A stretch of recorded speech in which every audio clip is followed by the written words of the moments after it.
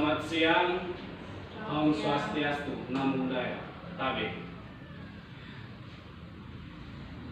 Pertama-tama, puji syukur kehadirat Allah Subhanahu wa Ta'ala, karena berkat rahmat dan hidayah kita bisa berkumpul di tempat ini, yaitu melaksanakan proses belajar mengajar seperti biasanya. Salam dan taslim tahun 40 kita aturkan kepada junjungan kita baginda Rasulullah Sallallahu Alaihi Wasallam, kepada para keluarga, para sahabat serta pengikutnya yang selalu konsisten dan komitmen dalam menjalankan sunnah-sunnah beliau sampai akhir zaman. Jadi adik-adik sekalian, ini pertemuan pertama kita. Nah, sebelum kita melakukan proses belajar mengajar, di sini kakak akan memperkenalkan nama kakak. Karena ada pepatah itu mengatakan tak kenal maka tak sayang maka tak cinta. Jadi perkenalkan, nama kakak Galang Dermawan, asal saya dari Tawaidi, Fakultas Keguruan dan Ilmu Pendidikan, Program Studi Pendidikan Pancasila dan Ilmu Kewarganegaraan. Jadi adik-adik sekalian, di sini kakak ditugaskan dari Universitas Tadulako untuk melaksanakan PLP. Nah, saya harap kita di sini sama-sama belajar mengajar ya. Ya, jadi adik-adik sekalian, di sini kita sama-sama belajar. Kakak di sini masih belajar juga untuk menjadi seorang guru yang baik. Nah, adik-adik sekalian, sebelum kita masuk pembelajaran, maka mungkin saya absen dulu ya, karena agar saya bisa tahu nama-nama adik-adik sekalian. Putri. Hadir Pak. Dewi. Hadir Pak. Ica. Hadir Pak. Oke, ya hadir semua ya. Ya, baik. Sebelum kita lebih lanjut, coba berdiri semua, lihat kiri kanannya. Stand up please. Lihat kiri kanannya sudah ada sampah, tolong dibuang untuk supaya lebih kenyamanan kita belajar proses belajar mengajar. Ya, baik. Di sini pertemuan pertama ini kita akan membahas mengenai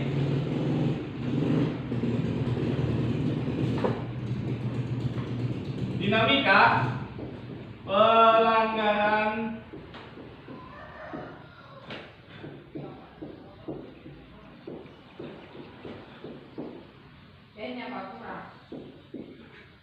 itu salah ya.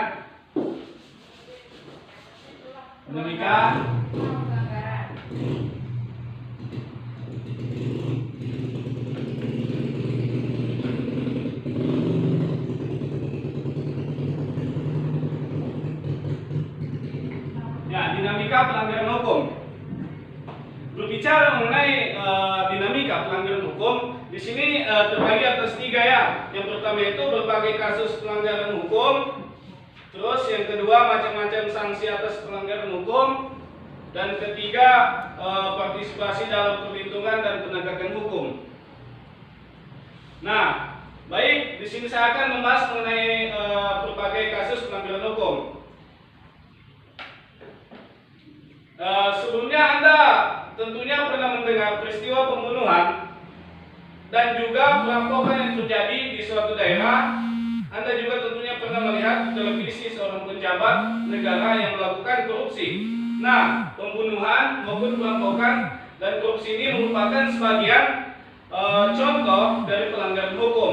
Apa sebenarnya pelanggaran hukum itu? Mengapa terjadi pelanggaran hukum? Pelanggaran hukum disebut juga perbuatan melawan hukum, yaitu tindakan seseorang yang tidak sesuai atau bertentangan dengan aturan-aturan yang berlaku. Dengan kata lain, pelanggaran hukum merupakan pengingkaran terhadap kewajiban-kewajiban yang telah ditetapkan oleh peraturan atau hukum yang berlaku. Misalnya, kasus pembunuhan merupakan pengingkaran terhadap kewajiban untuk menghormati hak hidup orang lain.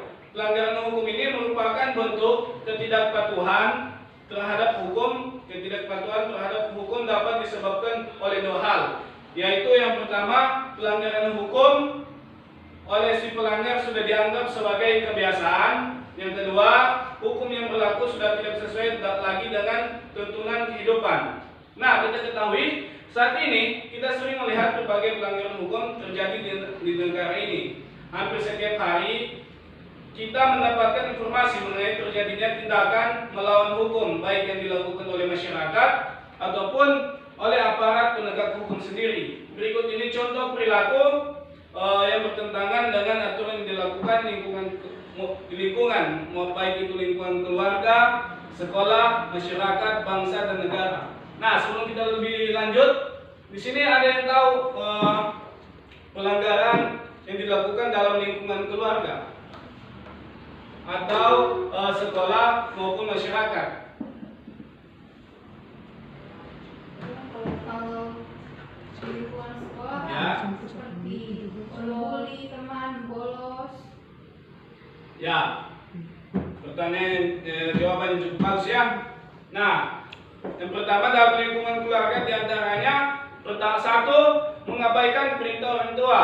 Dua, mengganggu kakak atau adik yang sedang belajar. Tiga, ibadah yang tidak tepat waktu. Empat, menonton tayangan yang tidak boleh ditonton oleh anak-anak. Contohnya video-video porno begitu ya. Yang kelima itu nonton TV sampai larut malam. Nah, nonton TV sampai larut malam ini tidak diperkenankan untuk seorang siswa. Dan kenapa? Karena besoknya mereka itu akan melakukan pergi sekolah agar tidak terlambat ya. Itu maksud dari jangan nonton TV sampai larut malam. Yang keenam itu bangun kesiangan. Ya, yang kedua dalam lingkungan sekolah diantaranya itu menyontek ketika ulangan. Dua, datang ke sekolah terlambat. Tiga, bolos mengikuti pelajaran. Empat, tidak memperhatikan penjelasan guru. Dan berpakaian tidak rapi dan tidak sesuai dengan yang ditentukan oleh sekolah. Nah, nanti adik-adik di sini nanti mungkin di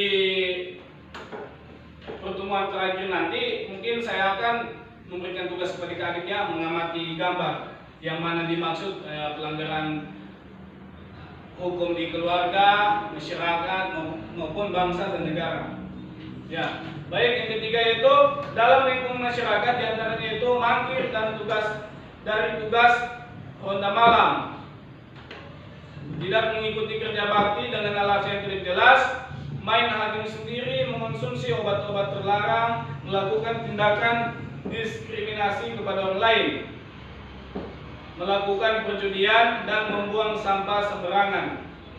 Nah, kalau pelanggaran dalam bangsa dan negara yaitu diantaranya tidak memiliki KTP, tidak mematuhi rambu-rambu lalu lintas. Nah, di sini yang banyak melanggar peraturan rambu lalu lintas ini kebanyakan itu adalah siswa. Karena kita lihat sendiri anak-anak sekarang SD, SMP mereka sudah berkeliaran di Palu itu ya tanpa menggunakan SIM. Nah, yang ketiga itu melakukan tindak pidana seperti pembunuhan, perampokan, penggelapan, pengedaran uang palsu, membajakan karya orang lain, dan sebagainya. Yang keempat, melakukan aksi teror terhadap alat-alat kelengkapan negara. Yang kelima, tidak berpartisipasi pada kegiatan pemilihan umum dan tidak merusak fasilitas negara dengan sengaja. Guys, di sini kita masuk ke pembahasan kedua yaitu macam-macam sanksi atas pelanggaran hukum.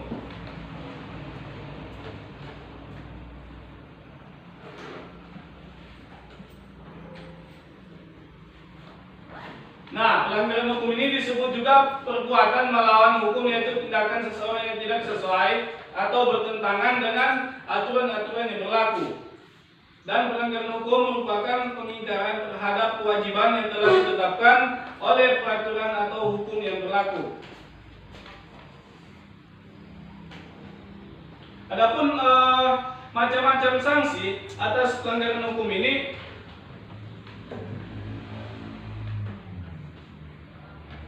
hal yang sama bisa juga menimpa Anda, misalnya itu jika para siswa yang melanggar tata tertib sekolah dibiarkan begitu saja tanpa ada sanksi tegas, esok lusa pelanggaran akan menjadi hal yang biasa Nah, perilaku yang bertentangan dengan hukum menimbulkan dampak negatif bagi kehidupan pribadi maupun kehidupan bermasyarakat. Nah, ketidaknyamanan dan ketidakteraturan tentu saja akan selalu meliputi kehidupan kita jika hukum sering dilanggar atau ditaati. Karena hukum ini dibuat untuk ditaati ya, bukan untuk dilanggar. Nah, akhirnya perbuatan itu dianggap sebagai norma, seperti kebiasaan sopir angkutan kota tadi. Ikat. Sanksi atas pelanggaran hukum ini, sanksi terhadap pelanggaran itu amat banyak beragamnya. Sifat dan jenis sanksi dari setiap norma atau norma hukum berbeda satu sama lain. Akan tetapi dari segi tujuannya sama, yaitu untuk mewujudkan ketertiban dalam masyarakat. Nah, di sini sebelum kita lebih lanjut lagi, saya bertanya kepada adik sekalian, ada berapa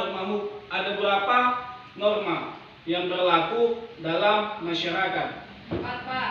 Ya, norma apa semua itu? Hukum agama, kesetaraan dengan kesopanan. Ya, bagus.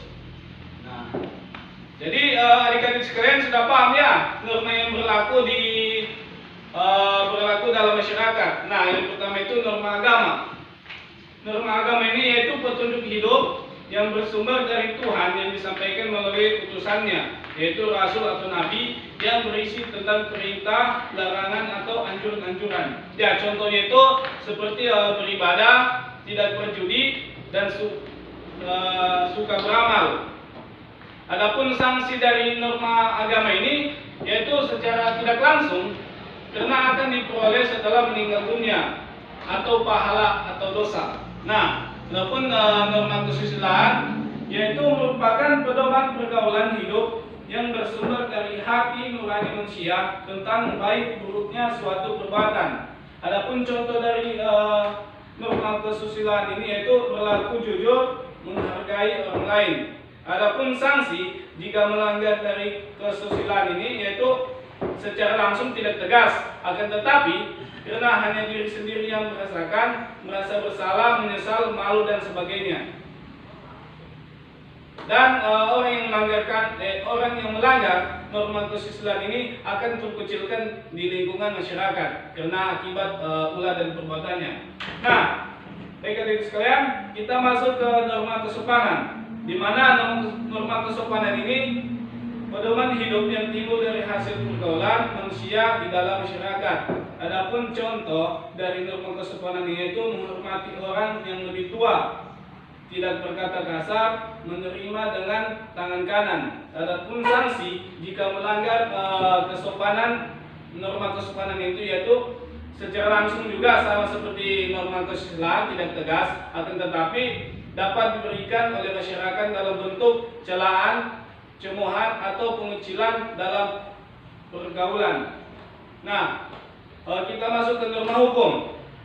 Norma hukum ini yaitu merupakan pedoman hidup yang dibuat oleh badan yang berwenang, yang bertujuan untuk mengatur manusia dalam kehidupan berbangsa dan bernegara, atau berisi tentang perintah dan larangan.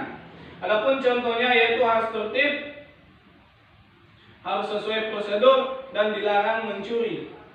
Adapun sanksi dari norma hukum itu yaitu tegas, beda dengan norma kesusilaan dan norma kesopanan. Karena hukum ini dibuat untuk ditaati dan bukan untuk dilanggar ya. Jadi adapun sanksi dari norma hukum itu tegas dan nyata serta mengikat dan memaksa bagi setiap orang tanpa terkecuali. Nah, itu beberapa penjelasan mengenai macam-macam sanksi atas pelanggaran hukum. Kan? Pembahasan ketiga yaitu partisipasi dalam perlindungan dan penegakan hukum. Ya, setelah tadi adik-adik sekalian menganalisis berbagai macam kasus pelanggaran hukum dan memahami sanksi atas pelanggaran hukum yang dilakukan, tentu saja sekarang keyakinan Anda akan pentingnya perlindungan dan penegakan hukum makin tinggi. Nah, keyakinan tersebut harus dibuktikan, salah satunya dengan berpartisipasi dalam proses perlindungan dan penegakan hukum. Wujud dari partisipasi tersebut adalah dengan menampilkan perilaku yang mencerminkan ketaatan atau kepatuhan terhadap hukum. Nah, ketaatan atau kepatuhan terhadap hukum yang berlaku merupakan konsep nyata dalam diri seseorang yang diwujudkan dalam perilaku yang sesuai dengan sistem hukum yang berlaku. Tingkat kepatuhan hukum yang diperlihatkan oleh seorang warga negara secara langsung menunjukkan tingkat kesadaran hukum yang dimilikinya. Nah, kepatuhan hukum mengandung arti bahwa seseorang memiliki kesadaran untuk yang pertama memahami dan menggunakan peraturan perundang-undangan yang berlaku.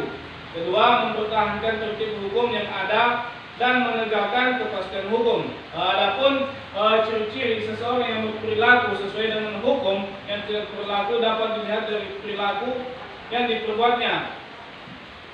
Nah, poin pertama itu disenangi oleh masyarakat pada umumnya, tidak menimbulkan kerugian bagi diri sendiri dan orang lain, tidak menyinggung perasaan orang lain, menciptakan keselarasan dan mencerminkan sikap sadar hukum serta mencerminkan kepatuhan terhadap hukum. Nah, ini merupakan ciri-ciri seseorang yang berperilaku sesuai dengan hukum yang berlaku di negara kita. Nah, perilaku yang mencerminkan sikap patuh terhadap hukum harus kita tampilkan dalam kehidupan sehari-hari, baik di lingkungan keluarga, sekolah, masyarakat, bangsa, dan negara, sebagai bentuk perwujudan partisipasi Anda dalam proses penegakan dan perlindungan hukum. Nah, adapun di sini kakak akan memberikan contoh mengenai perilaku yang mencerminkan kepatuhan terhadap hukum yang berlaku. Nah, di sini pertama dalam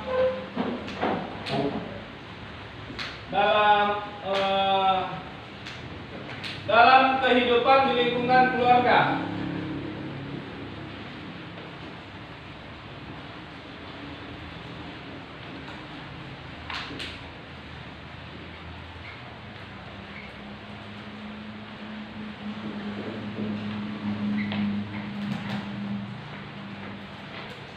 Ya, yang pertama dalam kehidupan di lingkungan keluarga, yaitu contohnya mematuhi perintah orang tua, ibadah tepat waktu, menghormati anggota keluarga yang lain seperti ayah, ibu, kakak, adik dan sebagainya. Dan keempat, melaksanakan aturan yang dibuat dan disepakati keluarga. Nah, yang kedua dalam kehidupan lingkungan sekolah.